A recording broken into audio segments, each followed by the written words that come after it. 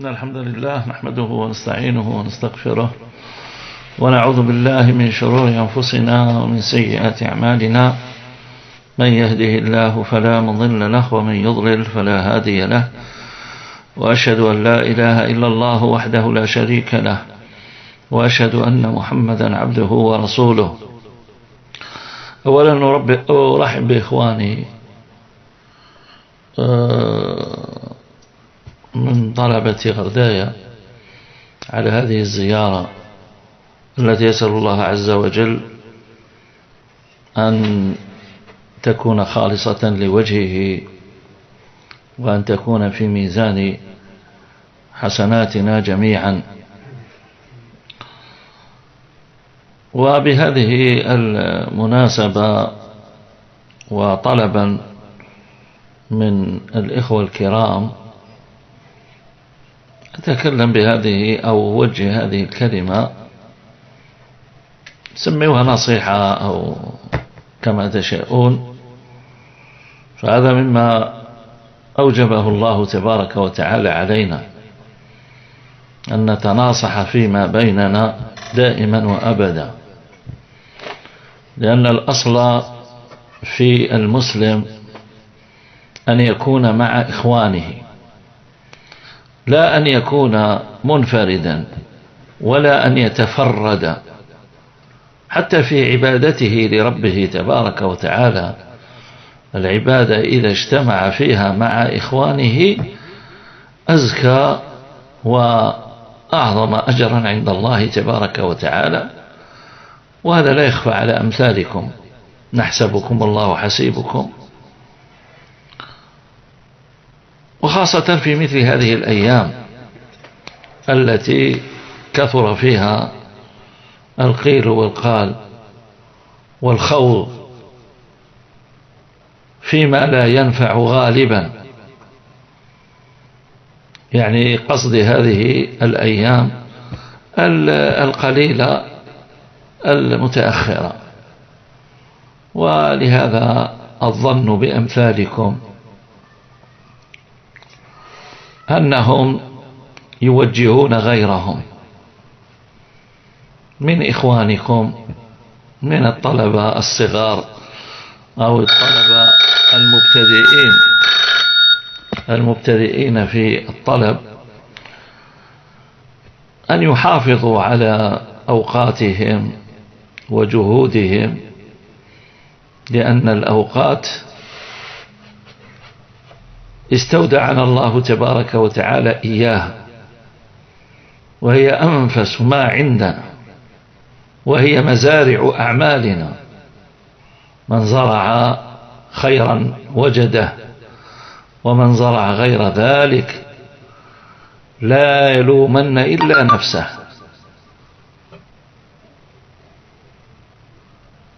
ومن مقتضى هذه الأخوة التي جمعت بيننا جميعا،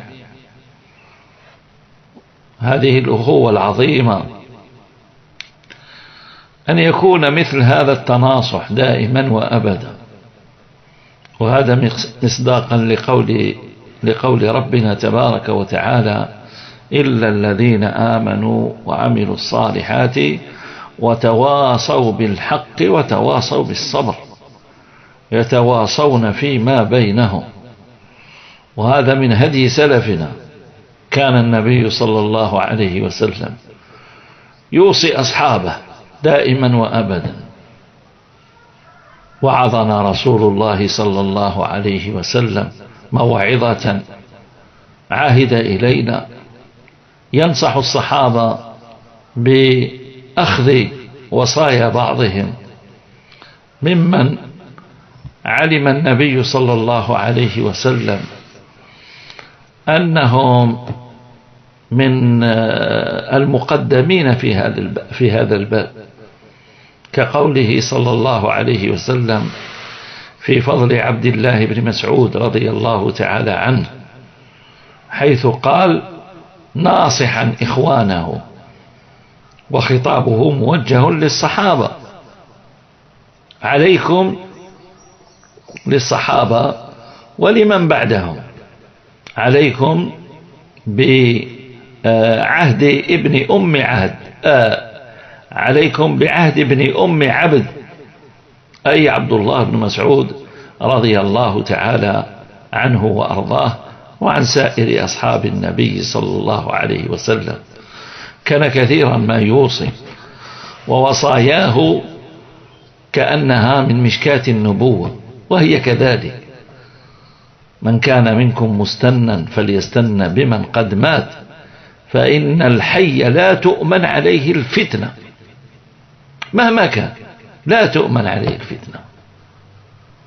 والإنسان مجبول بأن يستن بغيره، فإذا كان هذا ولا بد فليقدم من مات، لأنه مات على خير وشهد له أهل الخير بهذا.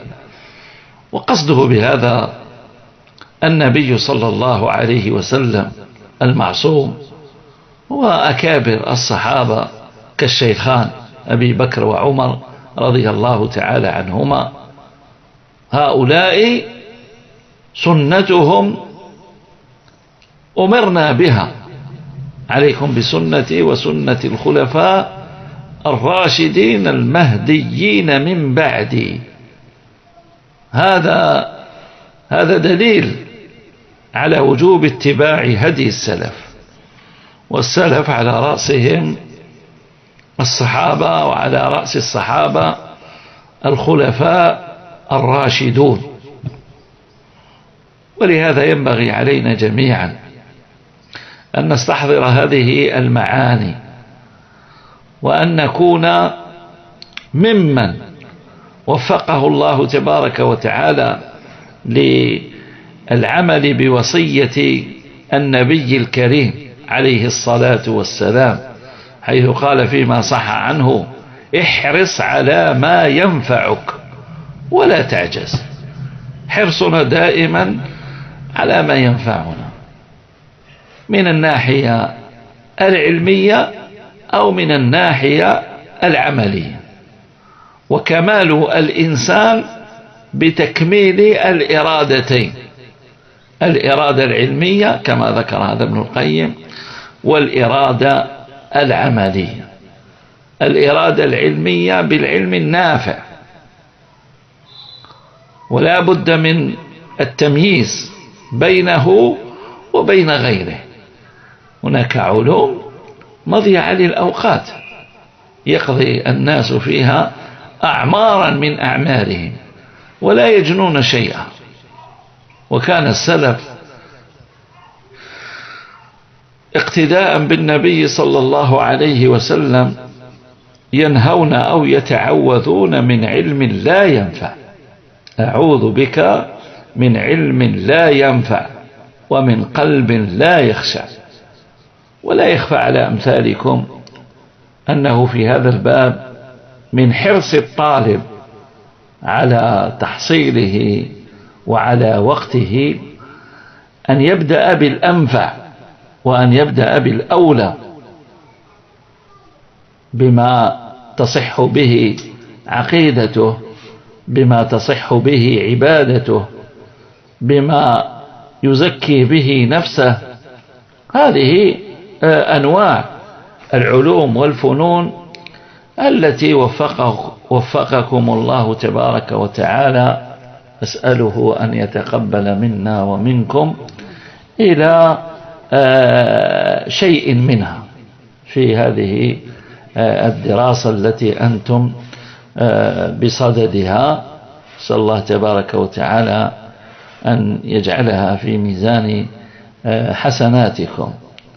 فلا بد من هذا الحرص، وهذا لا يكون إلا بهذه المعرفة، أن تعرف ما ينبغي تقديمه، ثم بعد ذلك تجتهد في هذا على أصول الاجتهاد في التحصيل.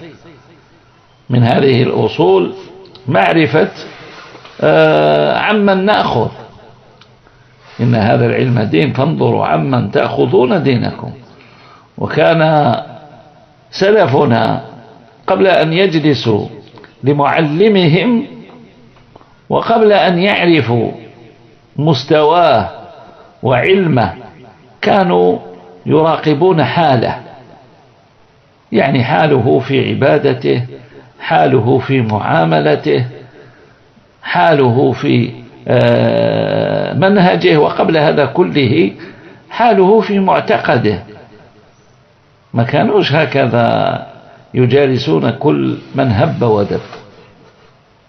إذا تحققوا من هذه الأمور بعد ذلك جلسوا إلى من يعلمهم. وعندكم في هذا الأخبار الكثيرة عن أمثال هؤلاء والقصص المتنوعة في هذا الباب. يجي يجلس إلى شيخ يجده يعني ربما وقع في خارم من خوارم المروءة كانت في زمانهم، يترك الأخذ عنهم. ومنهم يعني من هؤلاء من المحدثين أو من غيرهم. فهذا يدلنا على هذا الأصل. ما هوش العبرة بأن تجلس، العبرة بأن تعرف إلى من تجلس. وهكذا يعني احنا إذا كنا في المجتمع العلمي السلفي، هذا يعني شيء مطمئن لنا ولسائر إخواننا، يعني رانا مطمئنين في هذا الباب والحمد لله رب العالمين. لكن هذا لا بد أن نجعله في غيرنا، ولا بد أن نربي عليه غيرنا، لأن كل واحد من إخواننا يرجع إلى بلدته ويرجع إلى إخوانه وعشيرته ليبث فيهم هذا العلم. فلولا نفر من كل طائفة من كل فرقة طائفة منهم تفقهوا في الدين. هذا هو الأصل. وأسأل الله تبارك وتعالى أن يوفقني وسائر إخواني لما يحبه ويرضاه. ونصيحة أختم بها، أنصح إخواني بأن يحافظوا على أخوتهم وعلى جماعتهم. هذا من فضل الله علينا وعليكم أن نجتمعنا على هذا الخير، وأنتم من مناطق مختلفة ومتعددة، ولكن اجتمعتم على هذه العبادة والطاعة، اجتمعتم على طلب العلم، وهذا فيه خير عظيم. وحافظوا على بركة العلم بالمحافظة على هذه الآداب، بالمحافظة على جماعتكم واجتماعكم. والجماعة رحمة كما لا يخفى عليكم، وهذا تصديق حديث رسول الله: الجماعة رحمة والفرقة عذاب. ومن أخص ما وصف الله عز وجل به أصحاب نبيه عليه الصلاة والسلام، أولئك الخيرة البررة، أنهم أشداء على الكفار رحماء بينهم. وهذا التراحم لا بد أن يظهر ويتجلى في معاملاتنا وفي أخلاقنا مع بعضنا. مع الأسف الشديد هذا ما أصبحنا نفتقده هذه الأيام، خاصة في مثل هذه الأحداث وهذا التراشق بين الإخوة وتبادل التهم نسأل الله العفو والعافية. هذا والله ما ينبغي. حتى لو وقع أخ من إخواننا فيما نظن أنه جانب الصواب، ما الذي ينبغي علينا أن نعامله به؟ أن نعامله بهدي النبي صلى الله عليه وسلم وبما تعلمناه هذه أمور ربما نظرية بالنسبة لنا. نقرأ كثيرا عن حسن الظن، ونقرأ كثيرا عن الإعذار، ونقرأ حديث النبي صلى الله عليه وسلم في التطاوع، ونصيحته صلى الله عليه وسلم للصحابيين الجليلين: تطاوعا ولا تختلفا. ولكننا في العمل وفي الممارسة نجد أن هذا مغيب مع الأسف الشديد، وهذا خلل في الحقيقة، هذا خلل. ولهذا كان الأولون قبل أن يتعلموا يتأدبوا، وكان المعلمون يؤدبون قبل أن يعلموا. ولا يخفى عليكم من أمثال تلك النصوص الواردة في هذا الباب، كقول ابن وهب رحمة الله عليه عن شيخه مالك: ما أخذنا عن مالك من هديه وسمته أكثر مما أخذنا من علمه. أكثر، قال، مما أخذنا من علمه. وعلمه ملأ به الدنيا إذا ذكر العلماء فمالك النجم. ورغم ذلك أخذوا من هديه وسمته وخلقه. هؤلاء تربوا وتعلموا، وبالتالي إذا جاء دورهم يربون ويعلمون كذلك. ما راح يكون تعليم مجرد عن التربية، وهذا في الحقيقة فيه خلل. شوف هذا الناس اللي الآن اللي تصدروا بمعزل عن العلماء، هذا مشايخ النت ولا مشايخ الفجأة ولا كيف تجد هذه الميزة فيهم؟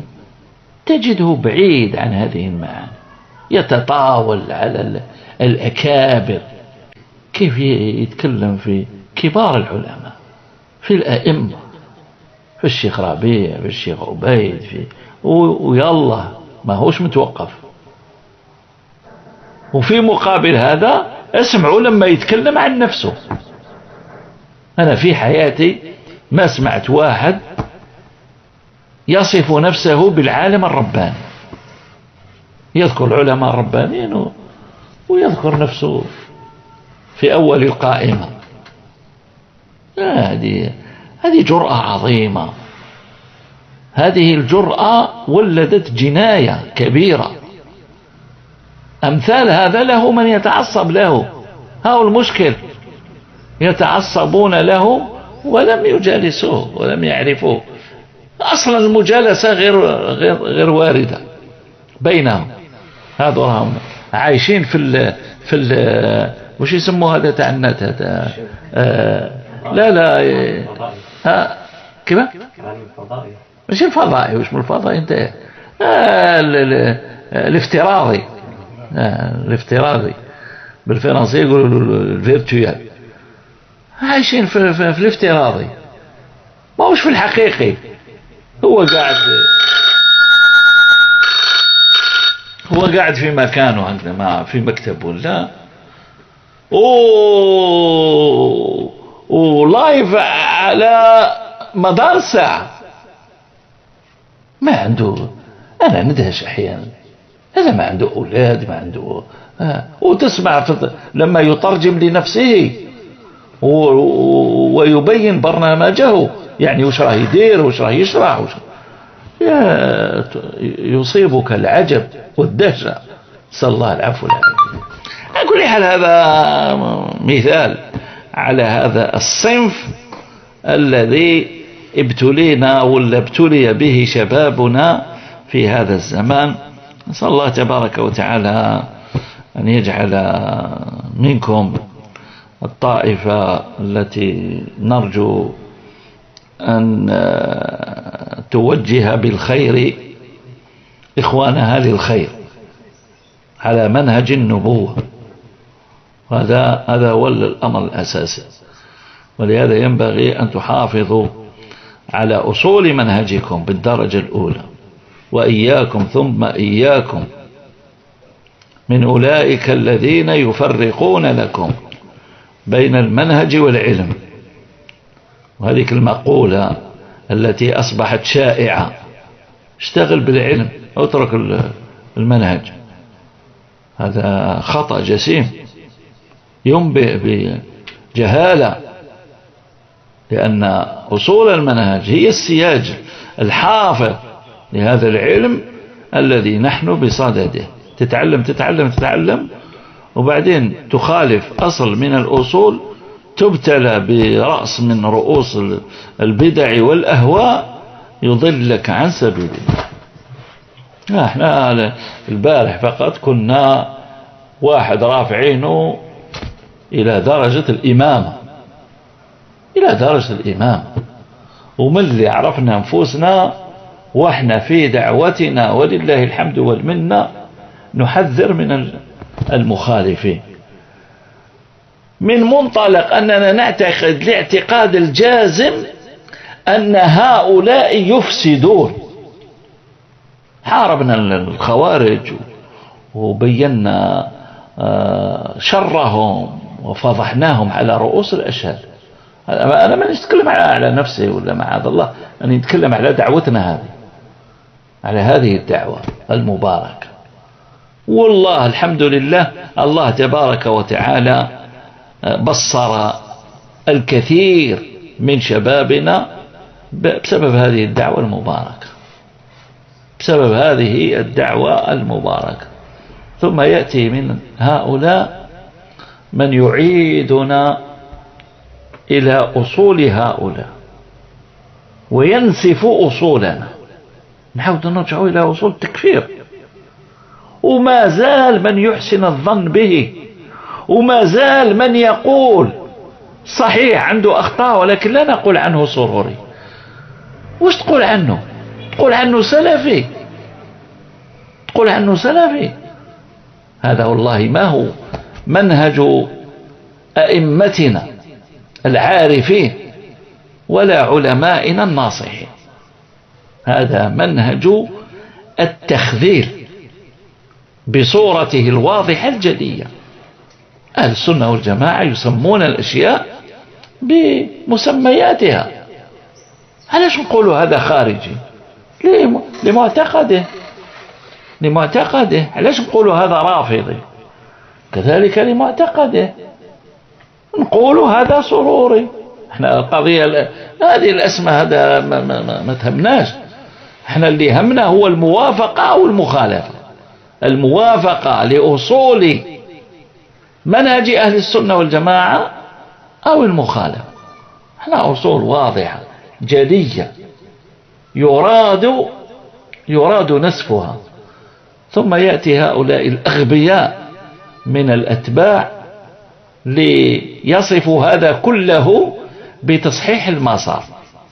قال لك شيخ خمره بصدد تصحيح المسار، نسأل الله العفو والعافية. لهذا وجب أن تكون هذه الهبة من كل الدعاة إلى الحق وطلبة العلم للوقوف في وجه هذا المد الزاحف، المد السروري الذي يراد أن يفرض في الساحة السلفية مع الأسف الشديد. نسأل الله أن يوفقنا وسائر إخواننا لما يحبه ويرضاه. وأكتفي بهذا القدر وأقرئ سلامنا إلى سائر إخواننا، وبارك الله فيكم.